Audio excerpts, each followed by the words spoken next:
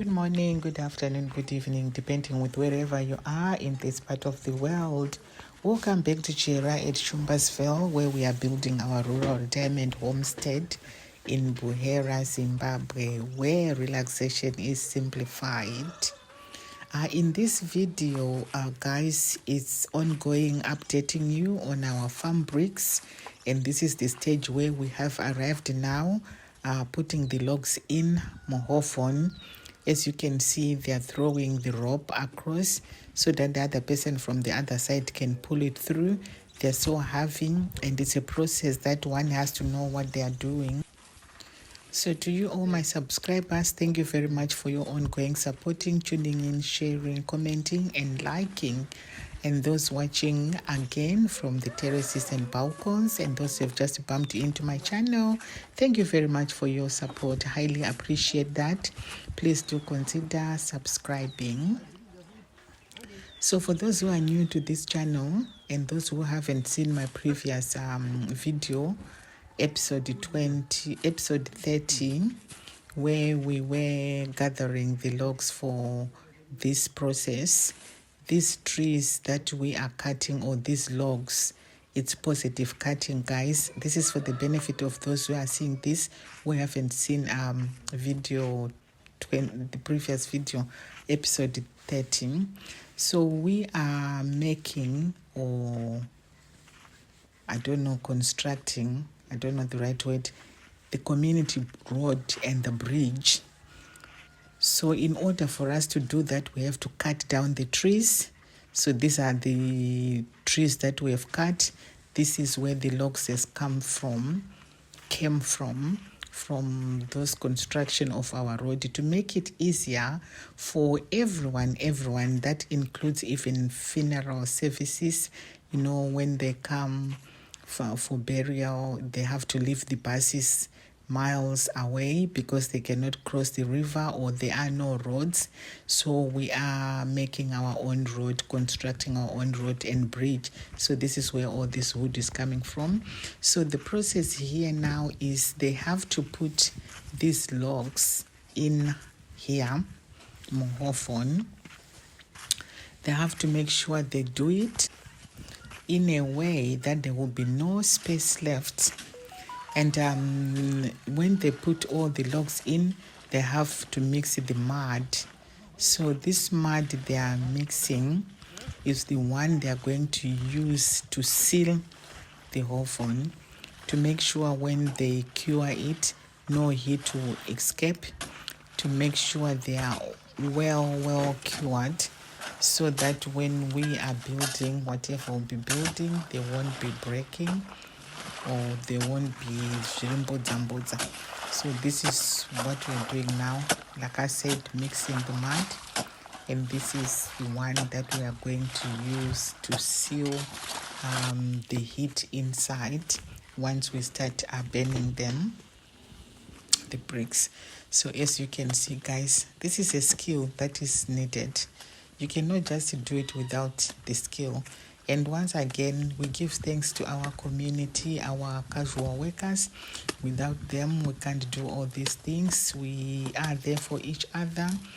And definitely, they're being paid well. That's why, they are working. It's not like they are desperate, but they are working. It's a job, and we are helping each other.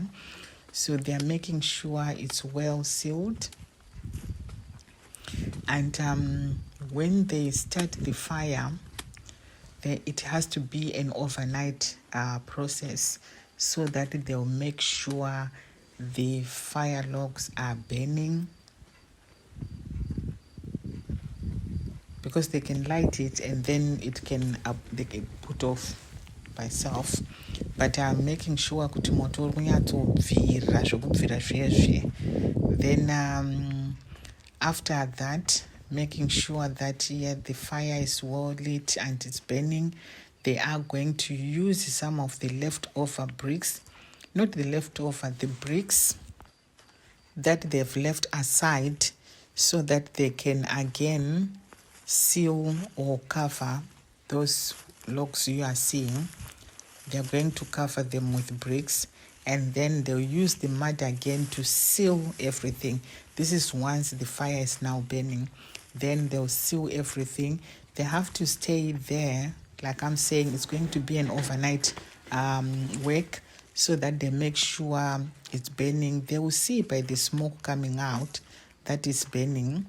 And then after that, they can leave it for a day or so before they come back again to open and add more logs. So this is where we are, guys.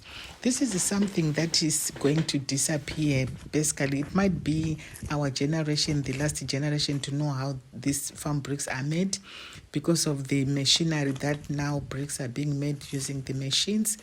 Our grandchildren might not even experience this or go through this. As I can say, most of us, as we are watching, didn't know how to make farm bricks. So imagine our grandchildren. This might not even exist by then. And all these plastics, we're going to put them in there to light up the fire. So yeah, it is what it is. What can we do? There's nothing we can do. The world is moving, and technology is coming, AI as well. So our chicks, guys, I've shown you when these chicks came from the hatchery.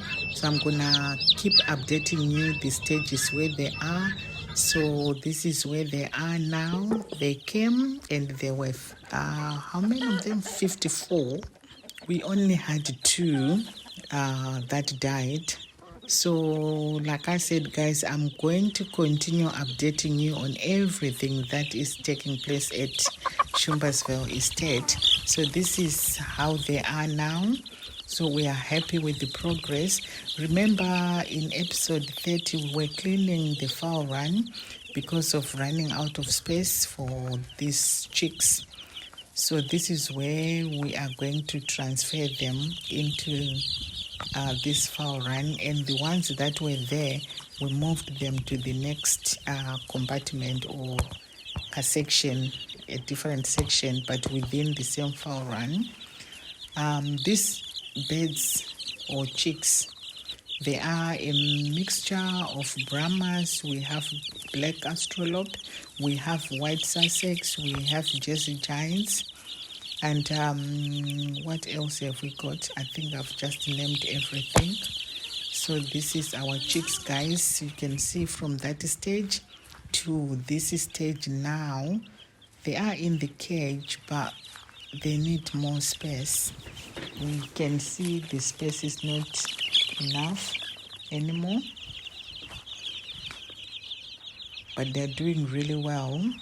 And we are happy as well, because out of 54, only 2 died. So this is our 52 precious chicks that we have. And we can't wait. We are starting small, like what other people say, oh, you have to start small. But I find some of the advice, actually, it's more kind of in a negative way, the way they say it. So now we are transferring them into the fowl run. That's where we are putting them. Yeah, like I wanted to say, some people were like, oh, you have to start small. You don't have to start big, because in case of, it depends what you call small. Your small might not be small to somebody. It might be big, or that big might not be big to somebody. They might want to do more than that. So I think it's always nice when people are advising others not to say it in a negative way, because kuwana kwakatosiyana, kwakasiyana. 5,000 might be small to somebody, and to someone like me it would be like massive. So yeah, I just thought of mentioning it because sometimes it can be a bit harsh. Let people do what they can do according to their resources, and then advise like kuti dzinofa kana dzakazodai, rather than saying don't start by this, you have to start by this. I don't think it's nice. But anyway, this is our chicks. This is where we are, and we are looking forward, once all these are grown and at the point of laying eggs, yay, we are gonna have more chicks. We are also waiting to see here how many of these are the roosters and the hens that will be giving us some chicks. So yes, this is where we are. The fowl run that we were cleaning in episode 30 is now clean, and everything that we have cleaned from here, we took it to our garden, our second garden that we have, to use the chicken manure there. Can you see now? They are so free and independent. You can clearly tell in the cage they were getting kind of squashed. And the other thing as well, we needed this space because we are going to mix them. We got another batch from the hatchery. We got how many? 48, and 2 of them died. So these ones now, the new ones, are the ones now in the cage. So here we go. There they are, our other little precious chicks. 48, 2 died. So for now, they are in the kitchen. We're still keeping them indoors. And we need to make sure we keep them warm. I'll also update you. And our garden, it's Shumbasville estate. It's a busy, small estate, small farm, small homestead that is doing so many things. And we are not complaining, we are enjoying. So this is our second garden, guys. That blue thing you are seeing, we had a borehole drilled there, 40 meters. They said there was no water. Then they moved from there close to the house. I think they only did about 20, no water, there was no sign. But this is after people have done their surveys. I don't know. It's a story for another day. Then they did the third one close to the house, about 60 meters.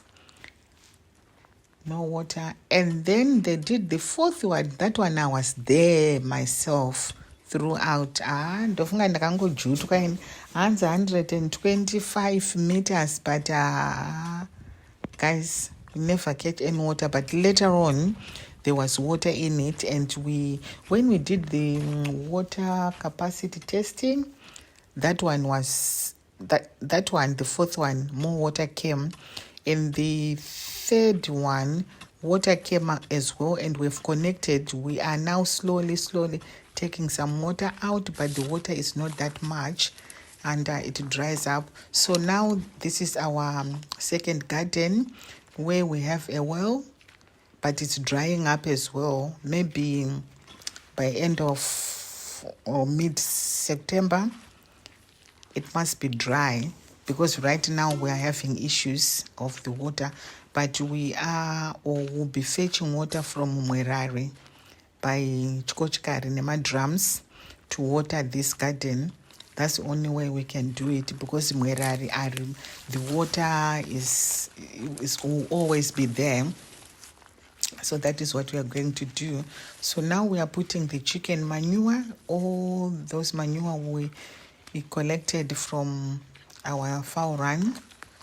We are using in the garden. We have lots of this chicken manure, so we are going to use it. I'll update you again in the next maybe 2 weeks to show you the status of our garden.